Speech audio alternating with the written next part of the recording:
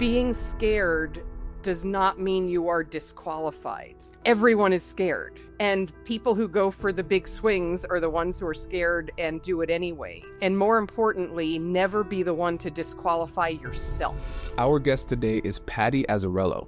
At 33, she was the youngest general manager in HP's history. By 35, she was running a billion-dollar business. And at just 38 years old, she became a Silicon Valley CEO.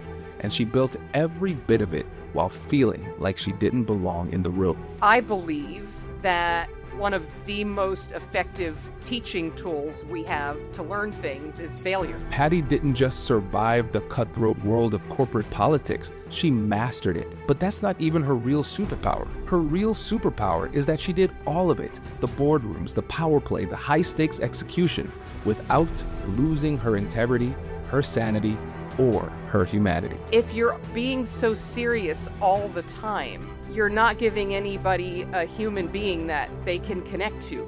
You're just like being a business robot. Patty has been in the trenches. She's run the room that everyone's afraid to run. And today she is going to show you how to conquer the chaos, scale your impact, and rise, even when it feels like everything is working against you. When you get embarrassed, you don't die.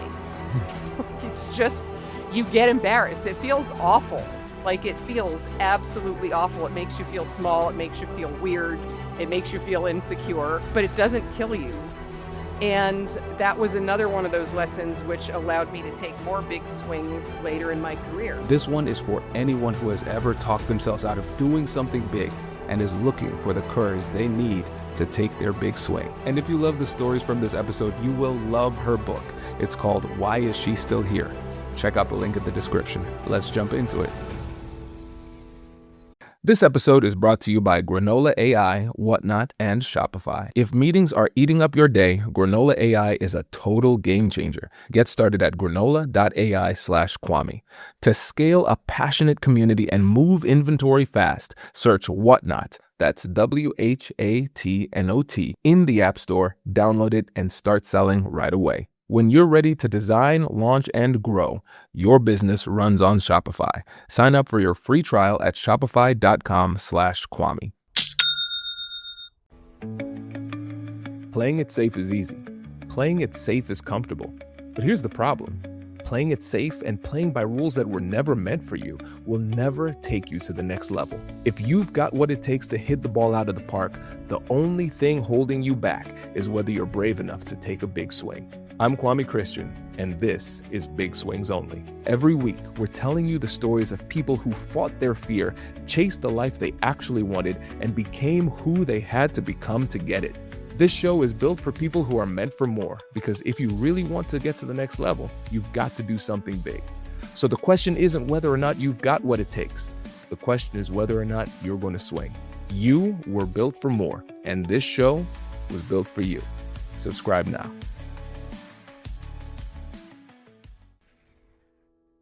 Just a little bit of context. I entered the workforce in the tech industry as a young woman. And nobody really expected or wanted me to be there. It was very, very male dominated. There were lots of low expectations to overcome. And I just pushed my way forward from situation to situation. And I ultimately grew my career into being a general manager. I was the youngest general manager at Hewlett Packard, and a female. So I was thinking, I'm doing great. I'm on this journey. Look at me go. I'm a general manager at 33. And I always had aspirations for bigger things. And a job came up. And this job was a bigger general manager job to run $1 billion software business within HP. If this business was on its own outside of HP, it would have been the 14th largest software company in the world at the time. And I was 35. And I thought, wow, like that's where I'm headed. Like that's the job where I want to be someday. And I had this sort of someday, I'm not ready for this. I'm too young. I don't have enough experience, but someday that's who I want to be. And so I describe this as like I almost didn't show up for the biggest breakthrough of my career because I had disqualified myself.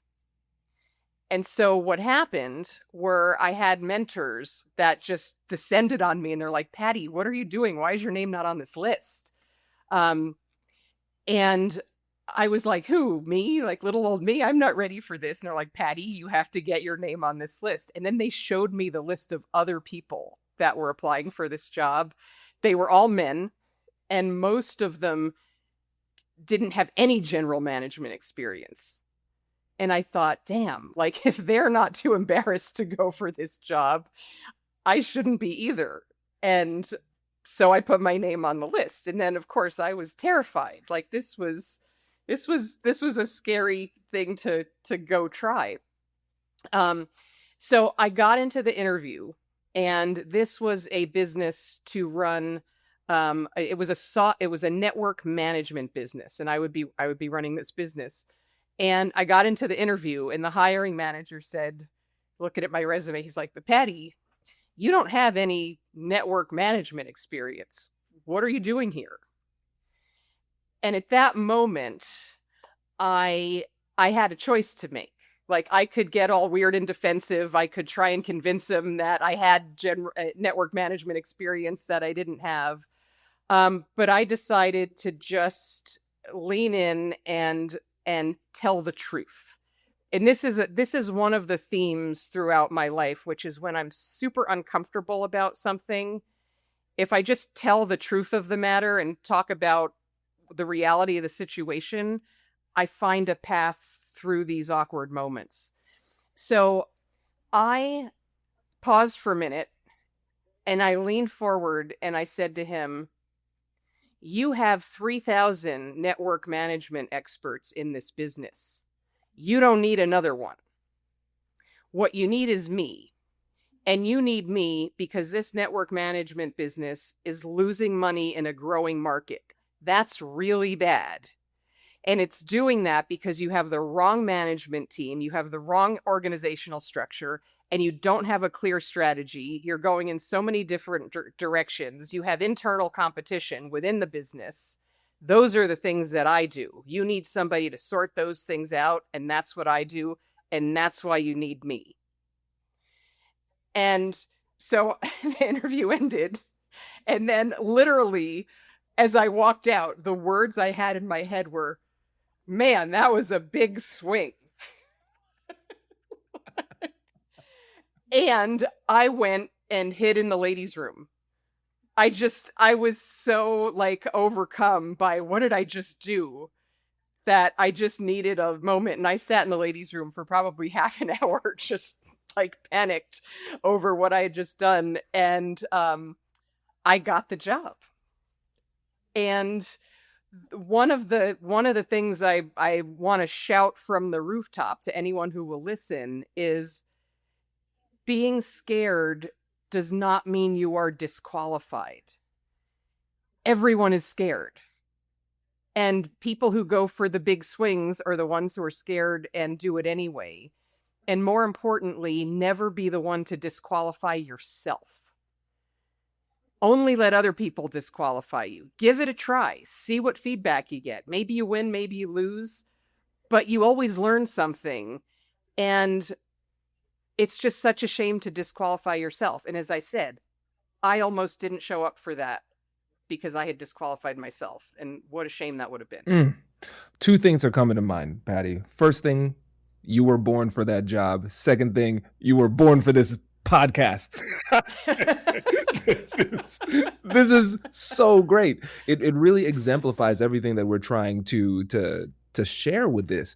And one of the most powerful elements of the story is that, again, from the outside looking in, you have had and continue to have such a remarkable career, not just with the things that you've actually done with your own hands as a leader in incredibly competitive business environments, but then afterwards as a thought leader helping so many people. But it's so important for people to hear that you have done so many of these things while scared. And Yes. like you said, so many people disqualify themselves because they see that fear as a sign that they should not be doing what they're doing. But one of my mindsets is follow the fear. The fear has actually been a very interesting bellwether, so to speak, for me when it comes to whether or not I'm moving in the right direction. And let's Yeah. talk about that, because I don't want it to just seem like, okay, you were scared and you did it anyway. I want to dig deeply into your psyche here and understand how you're able to do these things and take big swings even though you're feeling that fear in the moment. Can I tell you a bit of a my story, my background, because it's very pertinent to why I seem to be able to do scary things. So, I grew up in a really small town in New Jersey, kind of a farm adjacent town that was so small and so boring, like nothing ever happened there. And I had no role models. Um I just like the fact that I navigated from that to Silicon Valley CEO is just a wildly unlikely path. Um and I can talk more about how that came to be, but with regard to doing things scared, I was this super ambitious, eager beaver little girl that couldn't wait to go to school. And when I started kindergarten at age 4, I could not have been more enthusiastic or had a bigger open heart to just be learning. Finally, after my long 4-year life, I get to go to school. I can't wait, right? Um, the only flaw in this plan was that I had a bully that started from the very beginning, and it was this little, very impressive, clever pixie of a Machiavelli mean girl who started a bullying campaign against me that lasted for 7 years. And her thing was she was the popular girl, and her thing was if you want to be in the in crowd, you have to hate Patty. And so, I would go to school every day, and I'm still getting a little bit emotional talking about it, and people would just say to me, "Patty, I hate you."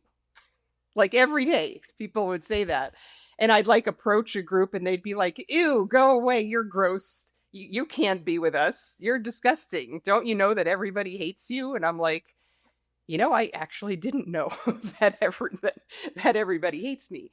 Um, so so I have my mom was like so extraordinary because I would come home from school every day and I'd cuddle up with my mom and she'd rub my back and we would have deep, long conversations about what makes people mean. And what she taught me was that it's never about you, it's always about them.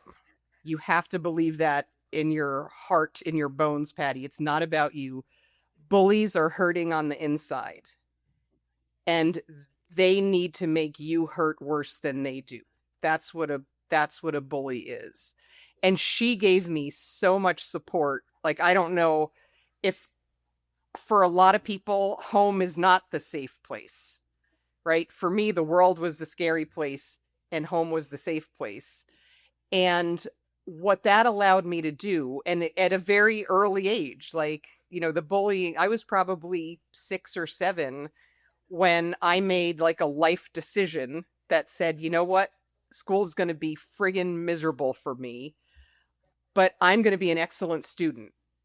And that's going to be my kind of offensive play, not those words at that time in my life, but that's going to be how I survive the bullying because she can't take that away from me. So I am going to be such an excellent student that's where I'll get my love. I'll get my love from the teachers because I wasn't getting it from anybody else.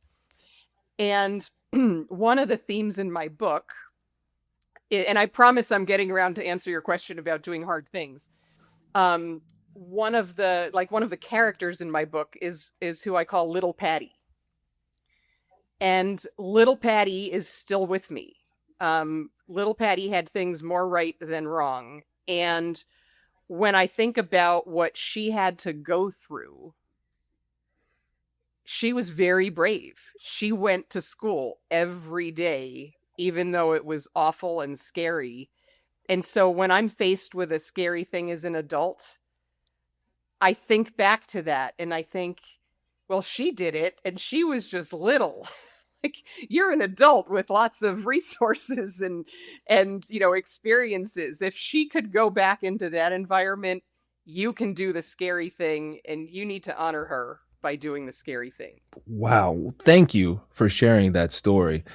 That was a super long story. I hope that was It worth it. was better than I ever could have expected. This is so good. I appreciate your vulnerability in sharing that. And what's interesting is that so many high achievers run away from the old version of themselves. They try to bury it and say, you know what, I'm not going to be that person anymore. And they kind of live their life with this shame and a sensitivity that they never expose, and they live in constant fear of that vulnerability being exposed.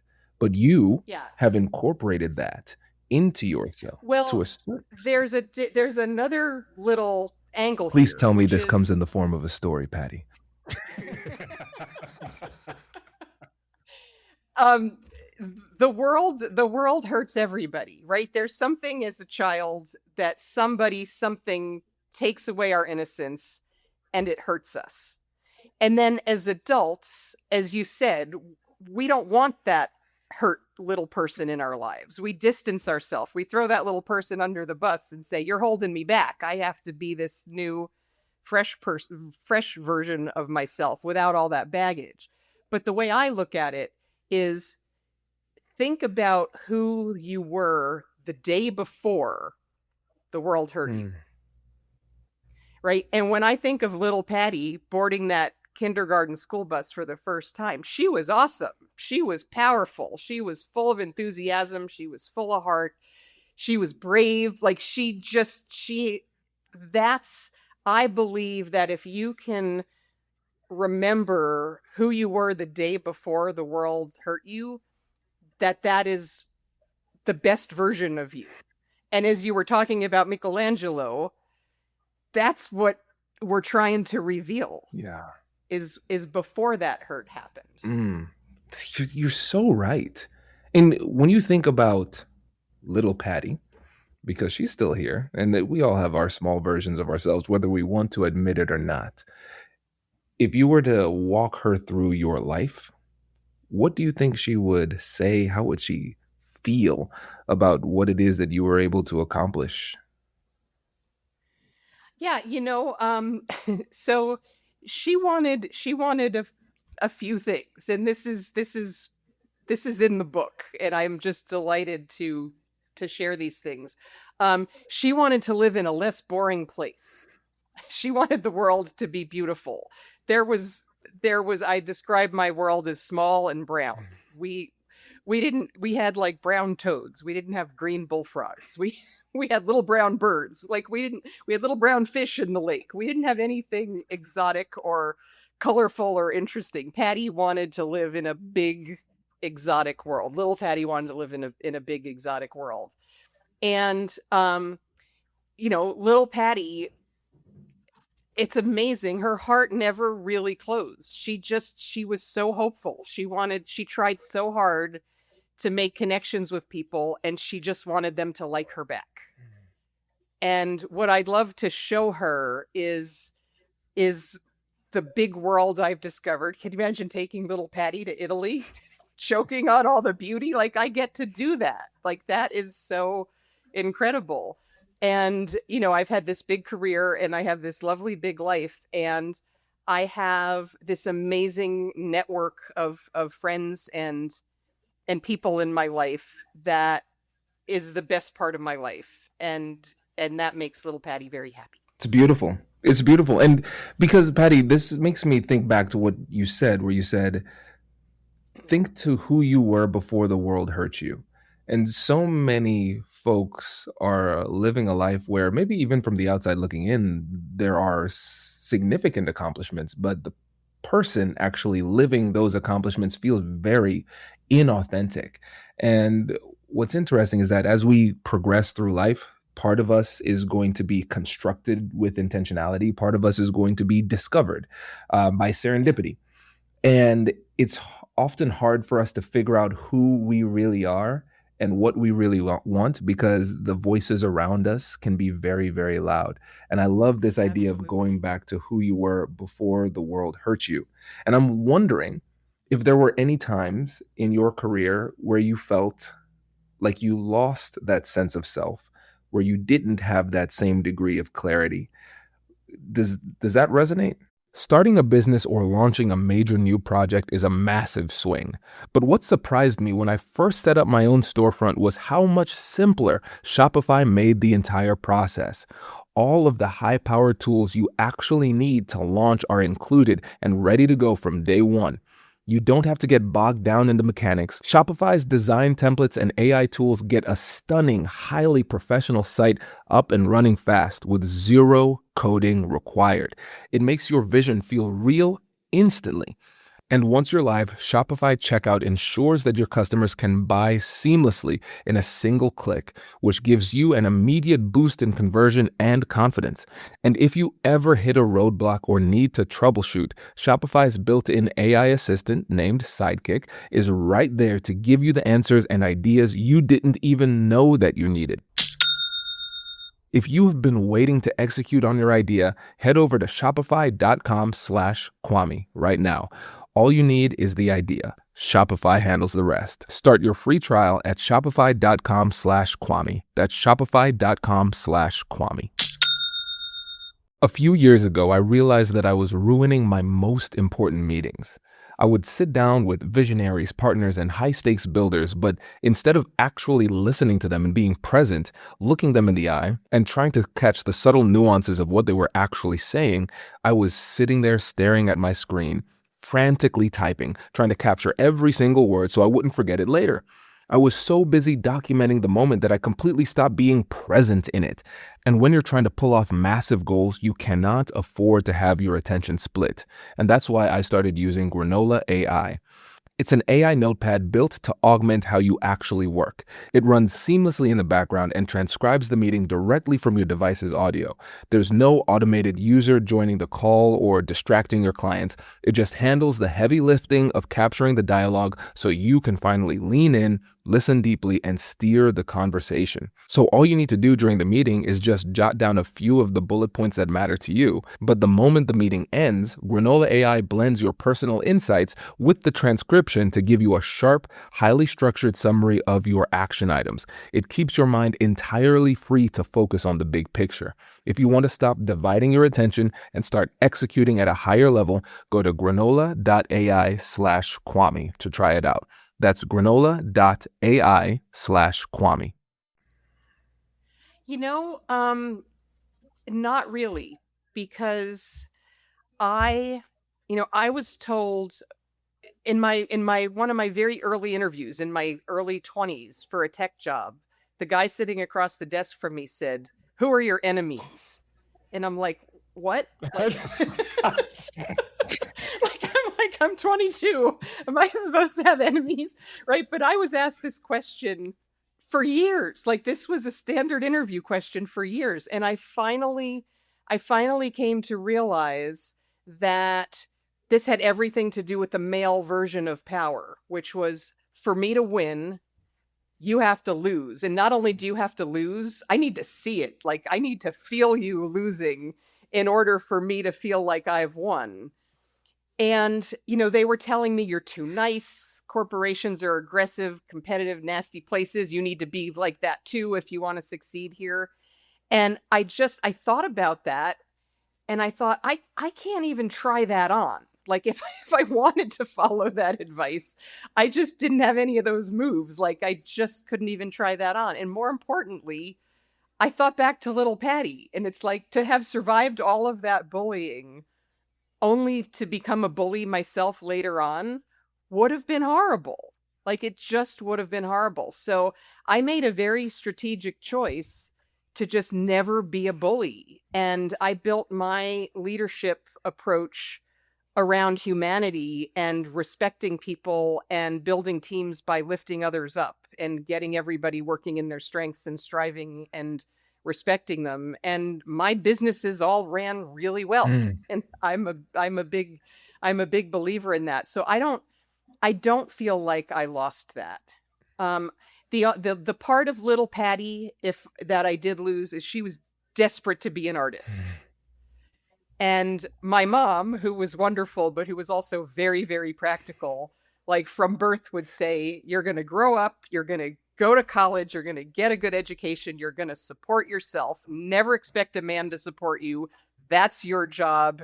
You're going to support yourself. And so when I got to college, registered as a fine arts major, um, I heard my mom's voice in my head and I thought, and I scribbled out fine arts and I penciled in electronic engineering and I went and stood on the electronic engineering line.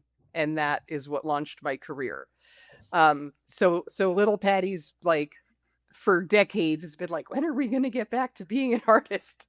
That's the part I threw under the bus. And I'm happy to say I'm getting back into that now. And I'm loving it. Well, that was going to be my next question if you were going to get back into art, but I guess I'll ask my second question, which was, so hypothetically, if you had to bully somebody, who would you bully? I'm just kidding. I'm joking.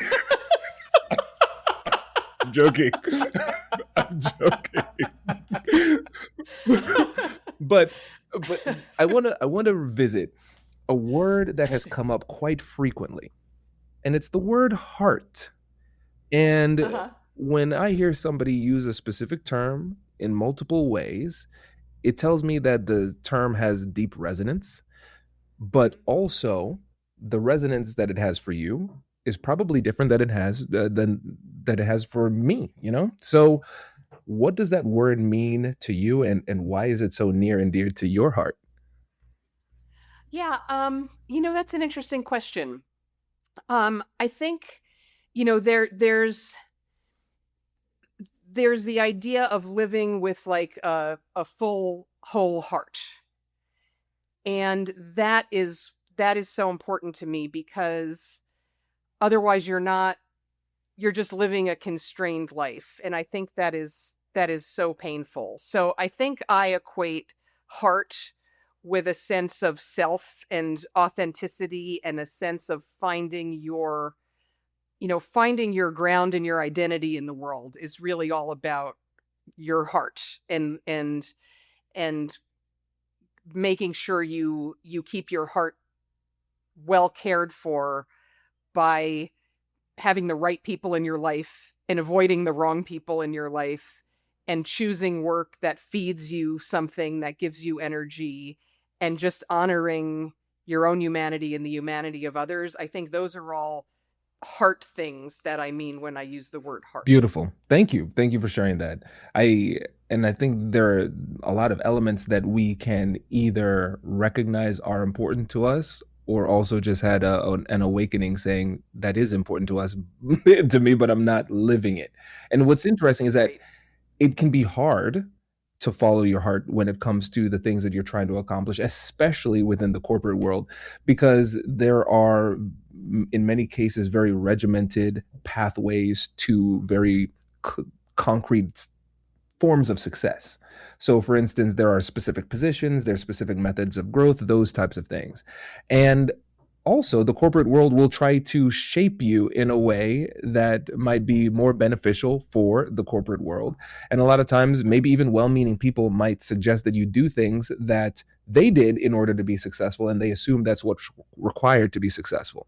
So, just like that kind gentleman suggested that you might want to have an enemy or two. And you said maybe not.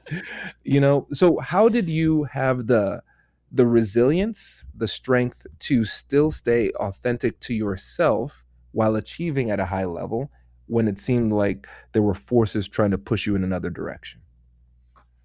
Yeah, and this was not, when I started out, I was not quite as as grounded as I am now. It took me a long time to really land that plane because I was nervous all the time. So I am an introvert, and I have a lot of social anxiety. People are surprised to hear that because I'm very expressive and I like speak for a living, but in terms of who I really am, I'm like a, my identity is awkward, nervous introvert, socially awkward, nervous introvert. So I get as a young woman into the male dominated workforce, and I don't know who I'm supposed to Mm. be because I just, you know, they don't really, I don't fit, right? Nobody looks like me. Nobody really wants me there. There was a lot of unwelcoming behaviors. So it Mm. was this constant making, assessing the situation and trying to make micro adjustments to just prove my existence, prove my worth, prove my value without getting some little thing wrong that was going to cause them to bounce me out of the room. And so the it wasn't quite inauthentic, it just wasn't this wholehearted way to be. Yeah. As many young women do, I was not being taken seriously. You get treated like a little girl. And to combat that, I just became very serious. I just became all business. Serious, serious, serious. I would start every conversation with, here are my 5 points, 3 ideas, and 2 questions, and just get right to business. And I found that felt safe for me. It felt like they couldn't possibly not take me seriously when I'm being so serious. And when I'm being so serious, I'm less likely to get hit on, which is another gauntlet of I had to avoid as I was coming up in my career.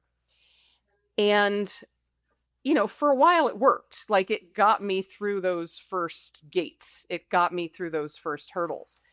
But as I advanced and I became an executive, I remember I came home from a business trip that was like particularly annoying, Mm. and I was tired. And the next day at work, it was 5 o'clock, and I was with my boss, and I was so ready to go home. And he said to me, Patty, I just can't relate to you the way I relate to your peers, all men.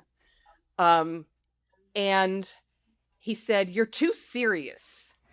And I'm just like, oh man, like what do I got to do to get a win here? And it took me a really long time to sort that out, and I was very lucky and grateful to have a mentor who he didn't start as my mentor. He started as this big, scary, really high level executive, multiple levels above me, that I managed to secure a meeting with. And I was really nervous when I walked in, and I was expecting him to be all buttoned up and be a big, serious executive. And he was wearing a short sleeve dress shirt with no tie, very like unfancy. And he was sitting back in his chair, and I came in, and he's going, so how are you doing? And I'm like, I'm doing okay. How are you? And he's like, man, it's tough out there. And he's like, I don't know what to do. The competition is killing me. I think sometimes they're going to take my pants. What are you seeing? And I was like, what? Like, what is happening here? It just, it blew my mind that this very big executive was being so informal, number one. And number two, he was talking to me like a human. Number three, he was showing vulnerability to me. He was asking my opinion. He was talking to me like a peer. Like all of these things were happening in this moment. And like all of my internal circuitry was just like short circuiting at this point because I couldn't believe it. And I left that meeting, and it was such a good meeting. I actually secured him as a mentor. Like we had a great meeting, and I said, would you mind if I called you again sometime? And I just parlayed that into a mentoring relationship. And he taught me that you could be at a big, impressive level and still just act like a human being. And he was not being serious or formal at all. And I thought, okay, this is important, but I don't know what to do with this. Like, how do I apply this insight to me? And I thought, I know who knows the answer. Mom. Mom knows the answer. And I told her this story, and she said, Patty, if you're being so serious all the time, you're not giving anybody a human being that they can connect to. You're just like being a business robot. And at this level, I can see how that could maybe be holding you back or damaging your career. But I'm like, but what should I do? What should I talk about? And she's like, talk about your cycling, talk about your scuba diving. She just gave me like all these things. And I'm like, really? Like I can do that? And she's going, Patty, men, they talk about all this stuff all the time. They go out for drinks and play golf, and they call that working. They have human relationships with each other. If you want to if you want to stay in this circle and advance, you're going to have to give more of your humanity into these conversations. And then it finally occurred to me that, yeah, they have to want me in the room. Like my achievements have gotten me to a certain level, but they didn't really want me in the room because it wasn't pleasant or fun to relate to me. And it dawned on me that nobody wants to have a drink with 5 ideas, 2 points, and 3 questions. This is so good. Yeah, because here's what I'm hearing. A couple of things. First, I love the fact that you're giving us permission to be ourselves, which sounds like a weird thing, but we often just we get this idea of what an avatar of a quote successful person should be, and then we say, "I'm Yep. going to become this bland successful person." Yep. It for anybody who is immature like me, it reminds me of this episode of SpongeBob where he decided to be normal. Hilarious. Patty, I'll send it to you offline if you want to just, waste time. But it is delightful. And it's exactly what we're talking about here. And the other thing that I think is interesting is I'm seeing, tell me if I'm reading too deeply into this, I'm seeing a thread though. Because when it came to your your willingness to take the big swing at age 35 for this massive role, you self-selected out. You said maybe later, but your mentors told you that you should do it. And then this gentleman became a mentor, but also throughout your life, you truly do value the relationship that you have with your mother and the advice that she gives.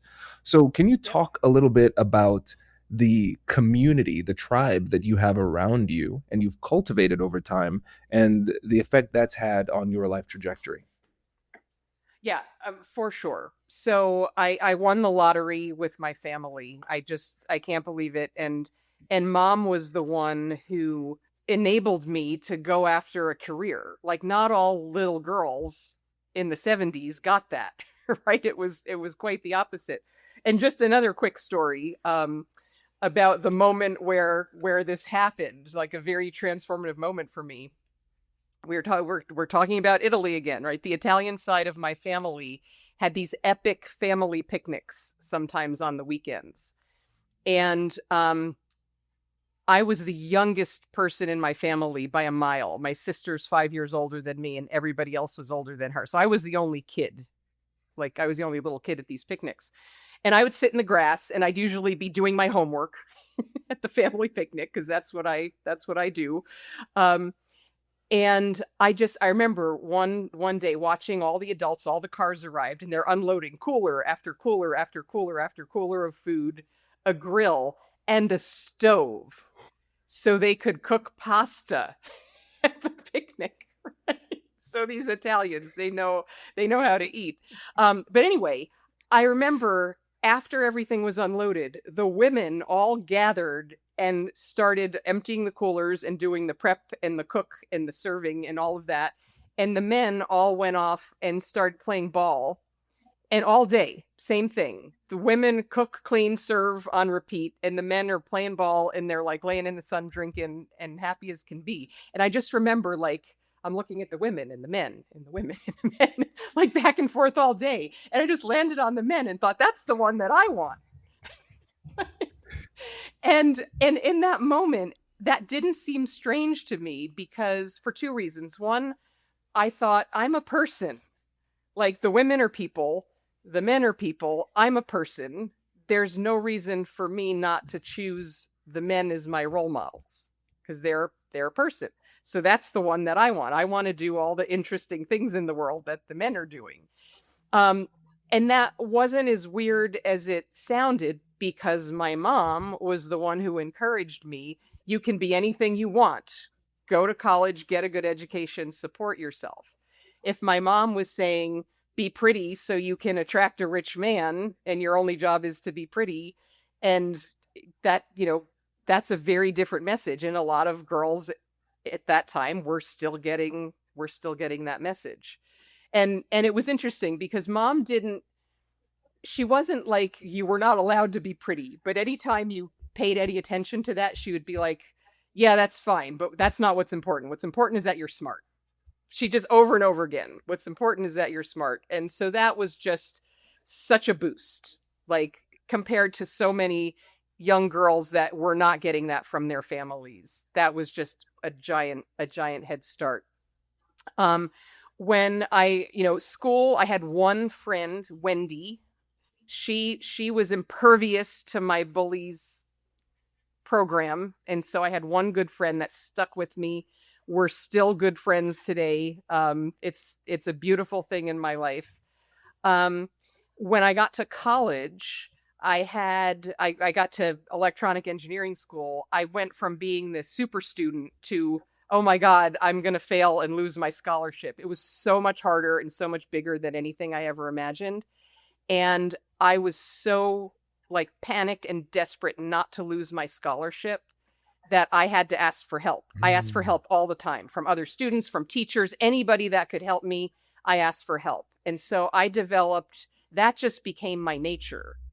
And I know so many people at any age that would rather have needles stuck in their eyeballs than admit that they don't know something and need to ask for help because people think it's going to make them seem weak or not credible.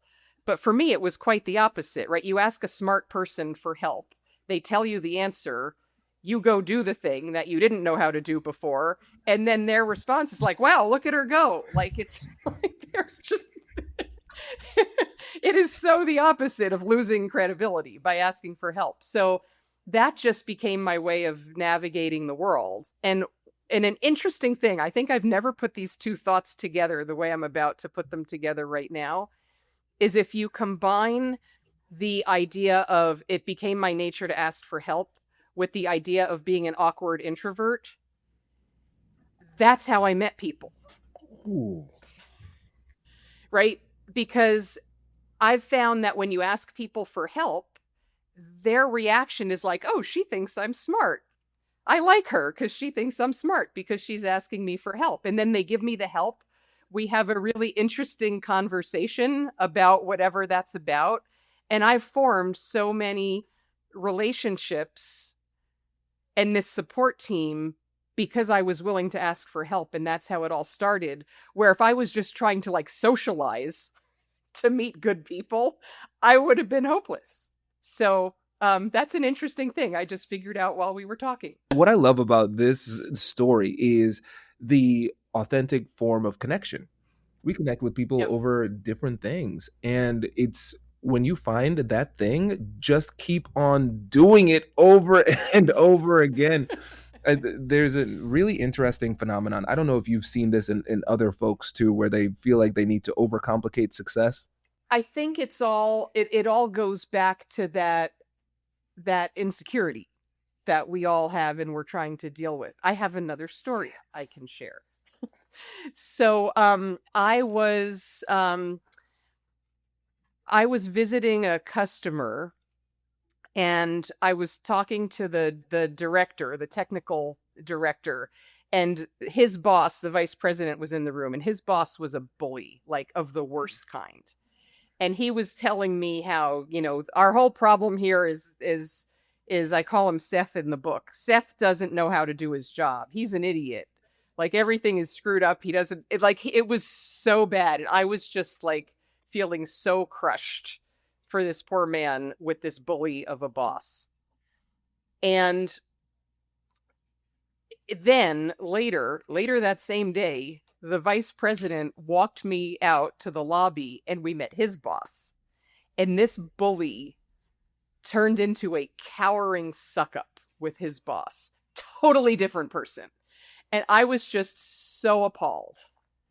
And I thought in that moment, if I still have, little Patty's insecurities and fears of scary things, I bet this guy does too. I bet he is his little self, and what I'm just seeing is that insecurity, and that's where the bullying is coming from. And once I saw that, I couldn't unsee it. And I just every time now when I see a somebody an overly aggressive, scary executive that's being bullying in the workplace, I just want to reach over and grab their forearm and say, "Aw, did somebody steal your ball?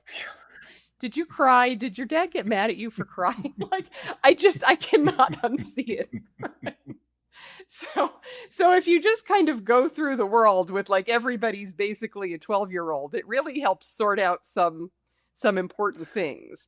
And I think these layers and levels of complexity and facade and image that people build onto their success is just a more benign version of the same thing. They're protecting that insecure 12-year-old, and they need to be impressive.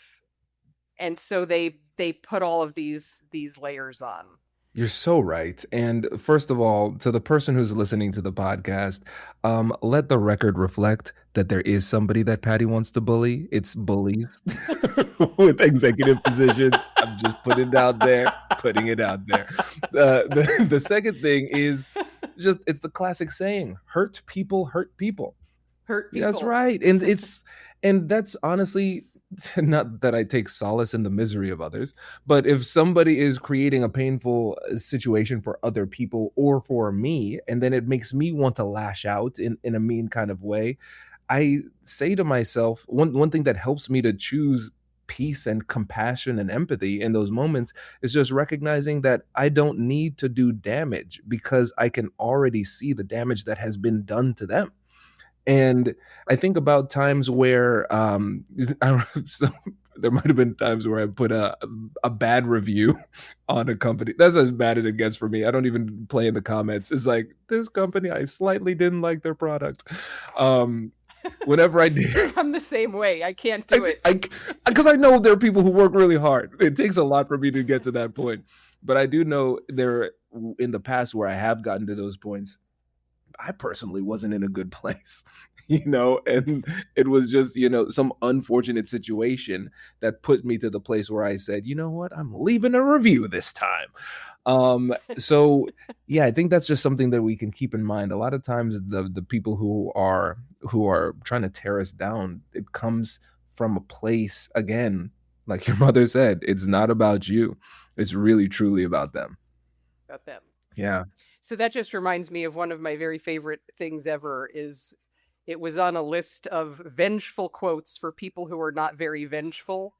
And it was, "May all of your chocolate chip cookies turn out to be oatmeal raisins." If you look at how modern brands are built, the old playbook of uploading a flat photo to a static website and hoping for the best is dying. The future belongs to the builders who understand human connection. And right now, there is one platform that is completely rewriting the rules of commerce, and that is Whatnot. Whatnot is the largest dedicated live shopping platform in the country. It covers everything from luxury fashion and beauty to electronics and collectibles. And what makes it brilliant is the sheer velocity of the business model. Sellers on Whatnot are moving more inventory in a single live show than most traditional online storefronts move in an entire month, simply because they are leveraging live connection and community.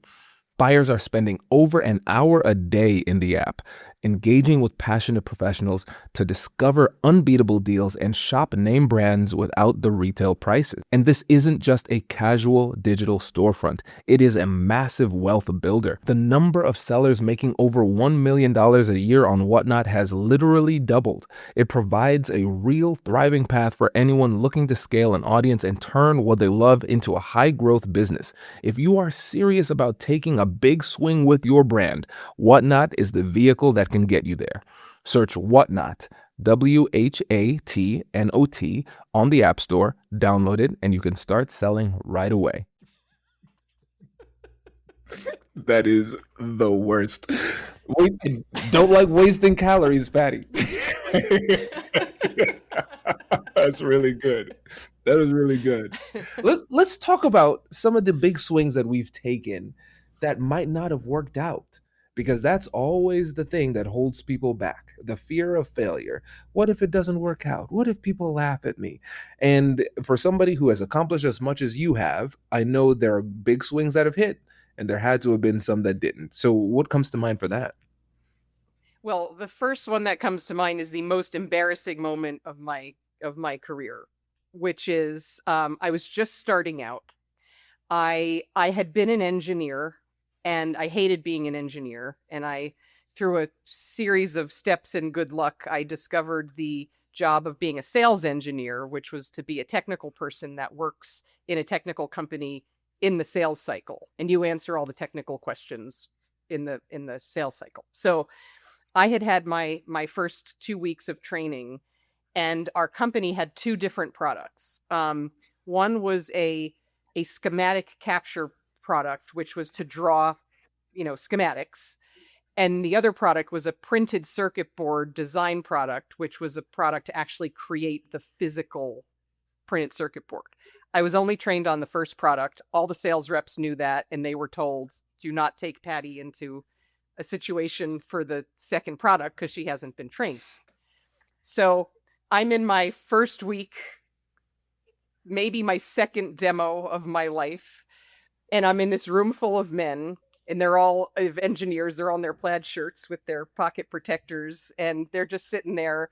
And the Salesforce the sales guy introduces me, and I have my, I'm sitting at the computer, and I open up the schematic capture product, and the guys say, "Oh, we don't need that product. We already have a schematic capture product. We're only interested in your printed circuit board design product." So I knowingly glanced at the sales rep, expecting him to say, "Sorry for the misunderstanding. We'll have to reschedule." And instead he said, "Patty, show them what they want to see." And I'm like so duty bound that I'm like, okay. So I clicked on the printed circuit board product, and there we all were, staring at a picture of a printed circuit board on the screen. That was all I had. Like, literally, I had nothing else. I had nothing else to say. I didn't know what to do. Then the questions started coming, and they're asking me, how many levels do you support? How many vias can you have? Can you do internal vias? How do you handle heat sinks? They're throwing all this stuff at me. And I'm like, I didn't even understand the questions. And I'm just writing frantically these questions. And I must have said, "I'm sorry, I don't know, but I'll get back to you," like 30 times. I was dying. I was so embarrassed. I was just mortified. And um and so finally, like, the worst moment that I could imagine came, where one of the guys in the room just stopped this and said to the sales rep, "Why did you bring her? She doesn't know anything." And oh my God. So I left that day feeling like such a failure. Um, but the reason I share this story is because what happened to me after that was I didn't die. Right? I didn't die. And the next thing I did was I went and I took my list of 30 questions to the product manager for that product. And I asked him, please explain what all these questions mean. Please explain why they're important to the customer. What's the customer trying to accomplish? And please show me how to demo these things in our product. And he did. He spent like 3 hours with me.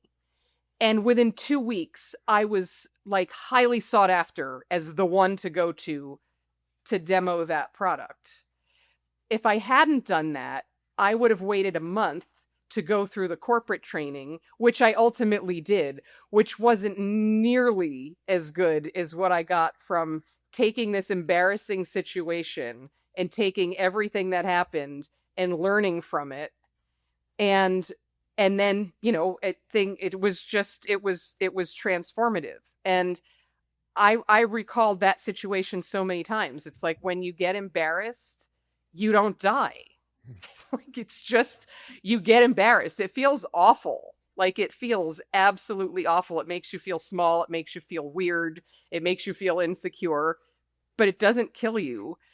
And that was another one of those lessons which allowed me to take more big swings later in my career, because every I believe that the one of the most effective teaching tools we have to learn things is failure, because there's a lot of motivation to not embarrass yourself again. So you have all this energy to figure it out and make sure that never happens again. And so that's the benefit of taking big swings, is you grow faster even when you fail. Mm. Patty, I love this story. I love the story. I don't like that it happened to you, but I'm glad it did because you leveled up. Because think about it, you were thrown under the bus and survived. So we've talked about little Patty. Now we're talking about speed bump Patty. Cannot be destroyed. And what's really great about this is the guest I had on earlier, Selena, she said we're either winning or we're learning. And then I want to add Yeah. on to that because it's we can win now or we can win later. Those truly are the options because it's either Yeah. you do the pitch, you do what it takes. Hey, I got a success. That's fantastic. Or this happens, and you think about the fears that hold so many people back from shooting their shot, taking the big swing. In that one story, you lived all of them. So the version of you that came out the outside of that story could go to the version of you at the beginning of the story, and then she says, "Is it as bad as I think it's going to be?" And you say, "Patty, it's worse." And you use that as a tool to level up. Because when you think about it psychologically, we have loss aversion, where a loss hurts twice as badly as a win feels good. And there's an important evolutionary purpose for that because we need to pay attention to those things. Pain is life's greatest teacher. And then you use that as a catalyst for future growth. So, okay, win now, or you turn me into a machine. And then I'll win later. And this is such a really a powerful story of resilience, but a different take on it because you chose to continue to push forward and use this as a catalyst for success. So there's so much that we could take from this. And before we bring Simone in, I have this fear. I don't know. It's out there. But as a keynote speaker, one of my biggest fears is getting there and just falling off the stage. It's never happened to me though. I don't know why I brought that up. Does that conjure up any thoughts, Patty?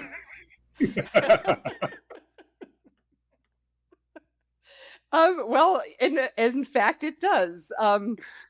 Yeah, I was on a stage. There were about 2,000 people in the audience, and it was a big, like, ballroom, and it was really dark, and the stage was like a 3-foot platform that and a giant screen behind it, and the where my slides were being shown, and the only light in the room was the giant screen. And so I'm about halfway through my presentation, and I'm going to emphasize a point, and I walk back to point to the slide, but I couldn't see because of the way the room was lit. There was like a 3-foot gap between the stage and the screen, and I literally just disappeared. Like, that's what people told me. I was there, and then I was gone, and then there was silence, and there was a thud, but then there was silence, and apparently, like, people were ready to, like, getting out of their chairs to come and rescue me. And from my perspective, I'm like, I've just fallen off a stage, and it's really dark here. And, like, am I okay? Can I move? Like, I don't know if, like, 10 seconds or 10 hours went by before my brain switched back on. And then apparently what the audience heard was my lapel mic just, like, rumble, rumble, rumble, rumble. And then this little tiny voice that said, "I'm okay." And then I stood up, and I'm, like, waist deep behind the stage. And it didn't occur to me to like walk around to the front of the stage and walk up the steps like a normal person. So I just like lumbered, like rolled myself onto the back of the stage like a seal climbing onto a rock. And I got up and I was just covered with dust bunnies. I was wearing a black suit. I was just covered with dust bunnies. And I just stood there for a moment looking at the audience, and they're all like, yeah, well, now what's going to happen? Right. So and so I'm brushing off the dust bunnies, and I just said, it's so wonderful that I got to share one of my true career highlights with so many people. And then I got a laugh. And then I went. Usually I walk around the stage, but I had sprained my ankle, so I went and I hung on to the podium, and I delivered the second half of my talk standing on one foot, hanging onto the podium. It was pretty funny. Wow. Cool. And you finished it. You finished it. This is great. This is the stories of Kobe Bryant shooting the free throw with his Achilles torn and Patrick Mahomes limping his way to a Super Bowl. He's got nothing on Dust Bunny Patty. So so a year later, I had to give the same talk to the same conference, really? And they introduced me, and everybody laughed. And I thought, okay, well, that doesn't feel so great, but I was prepared. So I got up on the stage and I said, before I get started, I'm taking some precautions. And I had guys in hard hats come and put up traffic cones and wrap me in safety tape around the edge of the platform. And then I got another laugh, and that one didn't feel good. That's good. Oh, that's great. That is great. Oh my goodness. Okay. Now, let us go to our correspondent, everybody's favorite Canadian, Simone Perez. And also, please explain to the audience why you weren't in the Selena episode and why I keep on hammering this Canada thing. Well, I was not in Selena's episode because I was in my citizenship ceremony. So now I am Venezuelan and Canadian as well. I have 2 citizenships. Yay. And that's why. Thank you, Kwame, for the opportunity. And now, my question, when I was analyzing your profile, I saw that you have 2 books at the beginning, that is Rise and Move. Those are called Rise and Move. And they're like very straight to the point. Like from the cover, this is what you're going to learn in this book. Yeah, right. But then for the third one, it's a very different one. It has a different style because it says, why is she still here? So who is she? Where is here? So for me, it was like there is a transformation between the first 2 books and the second book. Something happened in the middle that I don't know.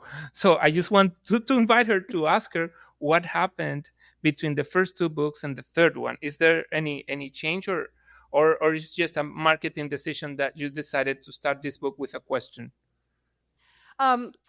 So my first 2 books are about, building a successful career, being a strong leader without turning into a miserable jerk. Just they're about how to use humanity to get your organization moving forward, executing strategy together. And these were things that I figured out. I figured out how to do them. I'm a clear thinker, so I wrote it down. And these books are just full of really good advice in those topics. This book is very, very, very different. I was on purpose not trying to write another instruction book or directly give advice. I thought it was important to share the real story about what my journey was like as a female and as a human building a big corporate executive career, because it was wacky. Like it was there, and the why is she still here speaks to the male dominated environment and the low expectations and the fact that every day you are faced with low expectations. When I was in that sales engineer role, for example, very often the sales guy would introduce me as the technical expert, and everybody would look right past me and they'd be looking around like, oh, is he in the bathroom? Is he coming later? Like they just couldn't believe that I could be the technical expert. Um, so many times I was just, my voice was not included. It wasn't welcome. I tell a lot of stories in this new book about what it took to just exert my existence and my right to be there, and then ultimately to get my voice heard. And I was often met with very unwelcoming behaviors. And, you know, there was one role I was in where the behaviors were just blatantly unwelcoming. You don't belong here. You're not technical enough. I don't understand why you got hired. Just like no facade. It was just, I was just, the low expectations were a lot in that one. And my version of resilience is not something complicated. It doesn't require a specific personality or skill set. It's just, don't get chased away. Just keep going back. Just like little Patty, right? Go back day after day. And so that's what the title of the book is about, is it's quite a literal question that I faced throughout my whole career is, why is she still here? In that particular environment, after 9 months, I was still showing up, and I swear people are like, how can she still be here after everything we've put her through? Why is she still here? So it was just such a part of my reality. And I just thought, while all of that advice is great advice, I wanted to share my personal journey and my personal story, and help people understand that successful people are still human and insecure on the inside, and we have to figure out how to deal with being scared and how to deal with being unwelcome and how to take those big swings when it's easier not to. Whew. Wow. This is so good. So good. Great question, Simone. Great answer as always, Patty. And I know we've been here for over an hour, and my son, I can hear him saying, why is she still here? The answer is because I've got one more question. Okay. So when you think about the exclusivity, we talk so much about inclusivity today, but there was just flagrant exclusion that was occurring. And you had such an incredible amount of resilience to keep on showing up, and not just showing up with ever increasing levels of competence and greatness, because everything was utilized as a tool to build you into the person you are today. And now I'm wondering, looking back, when you think about the exclusion that you experienced and those difficulties, do you ever wish that you found an environment that was more inclusive, where you could be just as successful or maybe even more successful without having to deal with that level of toxicity? Not really, Mm. for a couple of reasons. One was I simply wasn't creative enough. This was the path I was on, and I was doing well, and I love a gold star, so I kept getting more gold stars and higher pay, and it's like, well, you're on the track, just keep going and try not to die. Yeah. Like that was as creative as I was. Um I also don't think I believed that other places would be different, because the world was the same everywhere, right? It didn't just happen in the workplace. There's so many stories in the book about dealing with these situation after situation outside of work and inside of work. There's a really kooky one about my very first job ever, um, which was at an amusement park called Action Park, which was so wild and dangerous they made a movie about it. And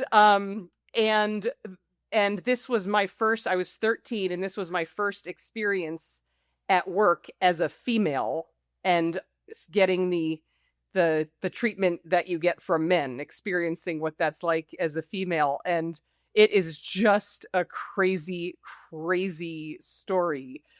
but all of my life experiences were telling me this is really hard, but there are benefits, and everywhere you're going to face similar things. So might as well stick with Yeah, it. no, this is great. And I love that answer too, because you did do that evaluation and recognize this was the best path for you. You Yeah. know, that's really powerful. And then just a little aside, this is kind of off topic, but it really gives you an appreciation of the passage of time and how society can shift too. Because as hard as it was for you at that time, and it was obviously legitimately hard, imagine if you were born 50 or 100 years earlier. I think about that with Oh my my God. career. You know, Yeah. my tan wouldn't go very far in many workplaces.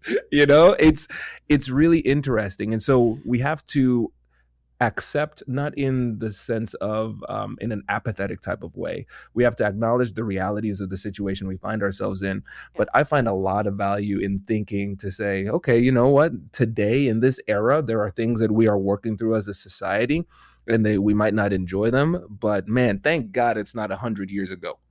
Because Right. that would have had a whole different Yeah. set of problems too. Yeah. I mean, not even 100 years. One of the reasons my mom was so focused on the education of me and my sister was that she was dying to go to college. She wanted to be a scientist, and she was forbidden. Mm. She was a girl. You don't do that. Just one generation. Wow. Wow. That's wild. So in many ways Yeah. you are the epitome of her highest aspiration for what you could have accomplished. I think I might not have said those words myself, but that's probably true. Yes. Well, I said it for you, Patty. So so it's not egotistical because I said it. Let's say some other nice things. So, Patty, this has been fantastic. I really appreciate you joining us. And as we close this out, again, I want you to shout out the book and how people can work with you. But I also want to hear a clear commitment for little Patty on your art journey. I want to hear what you're doing artistically. All right. So first, you can find me online at pattyazzarello.com, on LinkedIn at Patty Azzarello, and I have a Substack called Secret Passageways. And I'm at pattyazzarello.substack.com. So I'm pretty easy to find there. You can buy my new book. I have it here. Why is she still here? Anywhere books are sold. So choose your favorite bookseller. And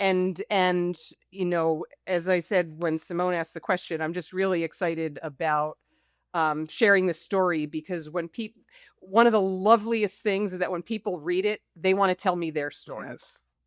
I love that. I love that. And if I can give somebody a boost of confidence to pursue their own big swing, that's kind of where I'm at in the world right now. That's what I want to do. Is I want to spend my energy just helping other people and lifting people up and helping them see the possibilities that they're disqualifying themselves for. So that's why I wrote this book, and why I'm excited about it.